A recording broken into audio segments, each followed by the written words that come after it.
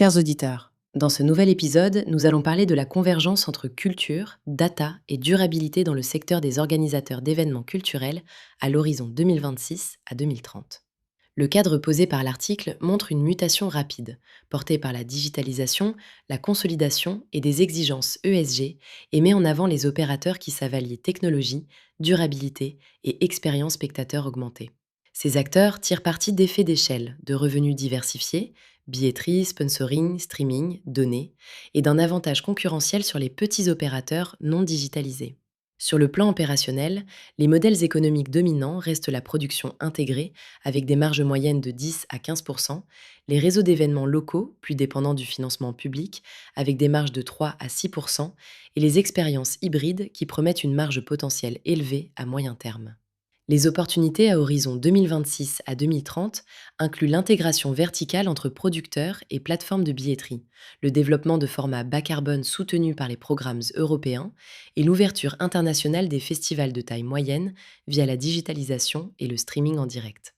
Les scénarios de rupture analysent notamment un volet technologique, où l'IA générative et le pricing dynamique personnalisent l'expérience spectateur et optimisent les chaînes logistiques, au bénéfice des opérateurs combinant données, CRM et automatisation. En revanche, les plus petites structures pourraient être marginalisées faute de capital technologique. Sur le plan géopolitique, des tensions commerciales et énergétiques pourraient influencer les coûts et la mobilité des artistes, tandis qu'un durcissement budgétaire public serait une menace pour les festivals régionaux.